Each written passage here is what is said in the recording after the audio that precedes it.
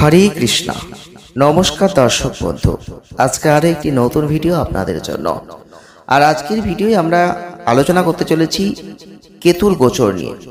কেতুর গোচর আপনার জীবনে কিন্তু 18ই মে থেকে বিশাল পরিবর্তন নিয়ে আসবে। তবে যদি 6 রাশির জাতক বা জাতিকা আপনি হয়ে থাকেন, তাহলেই কিন্তু আপনার জীবনে সেই পরিবর্তন আপনি দেখতে পাবেন। আমরা আজকে আলোচনা করব মায়াবী কেতুর যে গোচর 18ই মে 2025 সিংহ রাশিতে হবে, তার ফলে মাত্র 6 রাশির জাতক বা জাতিকাদের জীবনে একটা ব্যাপক পরিবর্তন কিন্তু ইন্ডিকেট করছে।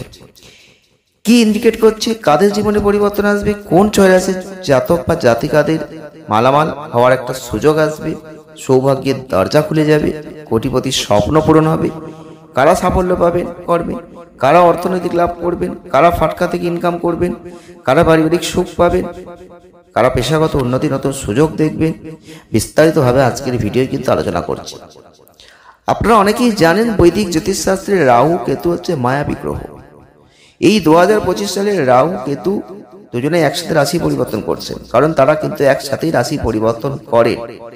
আর এই সময় অর্থাৎ 18ই মে রাহু কুম্ভ রাশিতে যাবে, কেতু সিংহ রাশিতে গোচর করবেন। এই কেতু 18ই মে সিংহ রাশিতে প্রবেশ করছেন। ঠিক তার ফলে 6টা রাশির ভাগ্য কিন্তু এই সময় খুলে যেতে পারে, তার একটা জায়গা কিন্তু আমরা দেখতে পাচ্ছি। কেতুর এই গোচর সিংহ রাশিতে যে হচ্ছে, তার ফলে কি পরিবর্তন আসবে, কাদের পরিবর্তন আসবে জানতে গেলে ভিডিওটি দেখবেন। কেতু রাহু যাই বলুন না কেন 18 মাস পর পর কিন্তু এরা রাশি পরিবর্তন করেন। তো সেক্ষেত্রে সিংহ রাশিতে যে তিনি আসছেন, কেন আসছেন? কেতু বা রাহু কিন্তু এরা কিন্তু উল্টো গতি নিয়ে চলে। তাই কেতু বুধের রাশি কন্যা রাশিতে রয়েছে, কিন্তু কেতুর গতি উল্টো হওয়ায় কন্যা থেকে তুলায় না গিয়ে সিংহে প্রবেশ করছে। রাহু ঠিক সেম, মীন থেকে মেষে না গিয়ে কুম্ভে যাচ্ছেন। এখন আমরা জানবো কেতুর এই গোচরে কোন 6 রাশির জাতকরা বা জাতিকারা মালামাল হয়ে যাবেন। এক হচ্ছে বৃষ রাশি। বৃষ রাশি বা টরাস সাইনের মানুষ যদি আপনি হয়ে থাকেন, তাহলে কেতুর গোচর কিন্তু আপনার জীবনে সম্পত্তি, পারিবারিক জীবনে পজিটিভ পরিবর্তন এগুলো নিয়ে আসবে। বাড়ি, জমি, গাড়ি এগুলো কেনার ইচ্ছা থাকলে সেই পরিকল্পনা করেছেন, সেগুলো পূর্ণ হবে। শ্বশুর বাড়ির সঙ্গে সম্পর্কটা সুদৃঢ় হয়ে যাবে, সুসম্পর্ক থাকবে। যে কোনো পড়ে থাকা কাজ আপনি সুসম্পন্ন করবেন, স্বাস্থ্যের উন্নতি করবেন, বিনিয়োগে লাভ করবেন, এইগুলো কিন্তু আপনি দেখতে পাবেন। নেক্সট হচ্ছে মিথুন রাশি বা জেমিনি সাইন। এই মিথুন রাশি বা জেমিনি সাইনের জাতক বা জাতিকাদের জন্য কেতু হচ্ছে সাহস, যোগাযোগ, ভাই বোনদের সঙ্গে সম্পর্কের ক্ষেত্রে সফলতা এগুলো দিয়ে থাকেন। কর্মক্ষেত্রে সফলতা, নতুন আয়ের পথ এগুলো কিন্তু খুলে দেবে। যে কোনো পুরনো সমস্যার সঙ্গে যুক্ত যারা রয়েছেন তাদের জন্য বিশেষ লাভ। তবে আপনারা যতটা পারবেন হনুমান চালিসাটা পাঠ করার চেষ্টা করবেন, হনুমান মন্দিরে পুজো দেবেন, দারুণ ফল পাবেন। নেক্সট হচ্ছে সিংহ রাশি বা লিও সাইন। সিংহ রাশি বা লিও সাইনের জাতক বা জাতিকা যদি আপনি হয়ে থাকেন, তাহলে অবশ্যই আপনাদের মধ্যে দেখবেন এই সময় আত্মবিশ্বাস বেড়ে যাবে, ব্যক্তিত্বটা দৃঢ় হয়ে যাবে। আপনি সমাজে মান সম্মান অর্জন করবেন, কর্মক্ষেত্রে প্রতিপত্তি বাড়িয়ে ফেলতে পারবেন, প্রেম ও দাম্পত্য জীবনে সুখ আসবে, ক্যারিয়ারে অগ্রগতি করবেন, নতুন কোনো উপার্জনের সুযোগ পাবেন।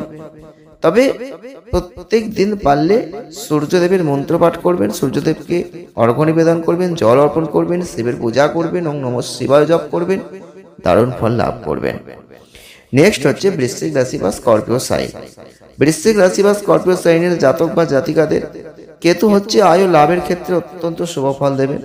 কর্মক্ষেত্রে নতুন দায়িত্ব আসবে, বন্ধুদের সহায়তায় বড় কাজ সফল হবেন, হঠাৎ অর্থ লাভের সম্ভাবনা আছে, ক্যারিয়ারে স্থিতি আসবে। তবে আপনি যদি চান আপনার জীবনে অনেক পরিবর্তন এই সময় করে ফেলতে পারেন।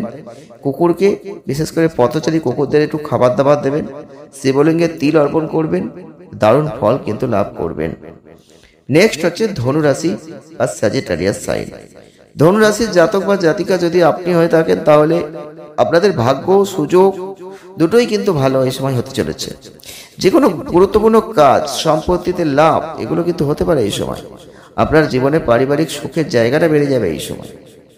যদি আপনার মীন রাশি হয়ে থাকে বা পাইসিস সাইন হয়ে থাকে, তাহলে আপনাদের এই কেতু কিন্তু দাম্পত্য পার্টনারশিপের যদি কোনো কাজ করছেন, দারুণ সুফল কিন্তু দিতে চলেছেন।